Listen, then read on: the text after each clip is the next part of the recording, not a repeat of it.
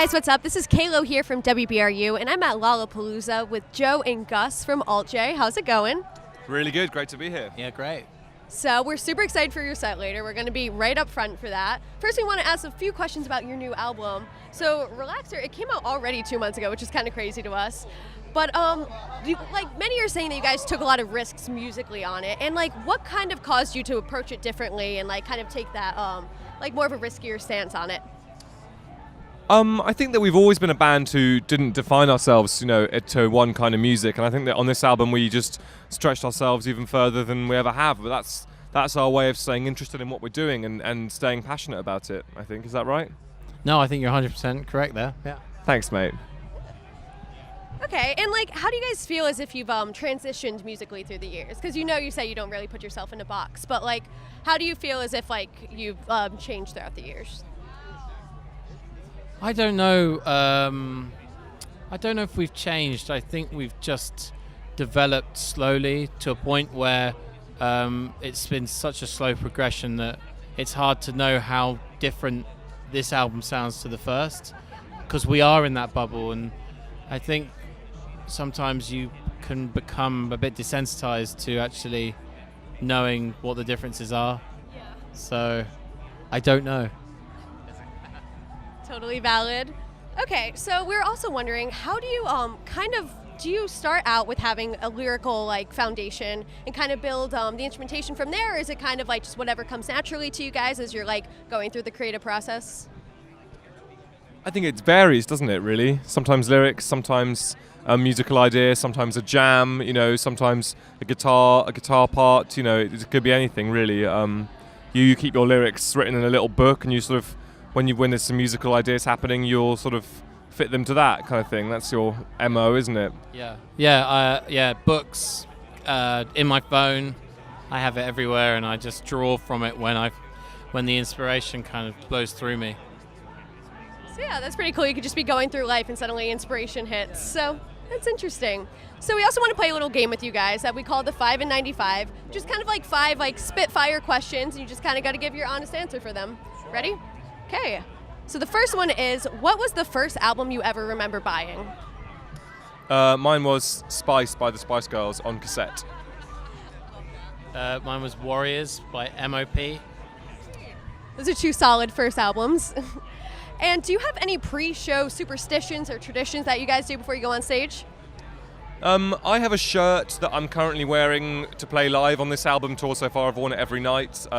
Surprisingly, it doesn't smell bad at all. So that's my kind of current superstition on stage, I would say. I don't have a tradition or a superstition. I just maybe I'm superstitious about eating certain types of food, but I suppose that's not superstition. That's more bordering on a hearsay, lack of information, and really knowing what's good to eat and what's not good to eat. But I know dairy's not good, so I don't eat ice cream before. Makes sense. Yeah. Okay, so that counts.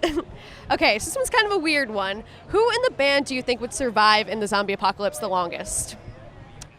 Ooh, Tom, our drummer, is very good at sort of going to ground. Sometimes you just won't see him for days. So I feel like he would probably find somewhere secluded and just chill out there and be all right. Whereas I need company, so I'd just be probably trying to make friends with the zombies and get eaten. I think it would be me, because I'm not very hooked on technology, and I think I would probably cope better in the real apocalyptic world than maybe Tom, and maybe the zombies. Huh? What about the zombies? Oh yeah, I'll deal with the zombies. I'd love to fight zombies.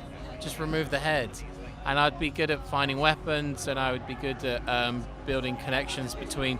You've always got to move. That's the thing. You've always got to keep yourself on the move and collect things to survive and experiences so that you don't get bitten. Memories. New memories. That's what it's all about. So basically what we're saying here is that Gus just won't make it the longest. Seems like the verdict is yes, I would survive the least. It's okay, they'll help you out. Okay, so if you could hang out with Jack White or Jack Black for the day, who would you rather spend your day with? I think Jack Black. Jack White is undeniably a real inspiration, but I think he he really just spends the day with Jack White. Do you know what I mean? Like, I don't think he would be spending the day with me. I think Jack. Yeah, maybe Jack. I'll go for Jack White, just because you can go to a studio and just watch him do what Jack White does best, and yeah. Use it as a learning experience. Okay, good answer.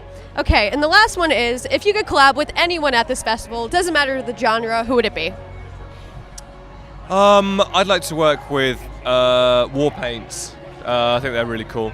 Yeah, we actually had them at our winter warmer show, we called it, back in the winter, and it was like all like girl like musicians, and it benefits Girls Rock RI. It was a really cool show, so they were super sweet when we had them. So yeah, how about you? I mean, Chance the Rapper, maybe. I don't know. Collaboration's hard for us, but because we don't normally do it, we don't. But yeah, sure, Chance the Rapper. Solid answers. So I think that's all the questions we have for now. Thanks so much for talking with us. Thanks for having us, and go BRU.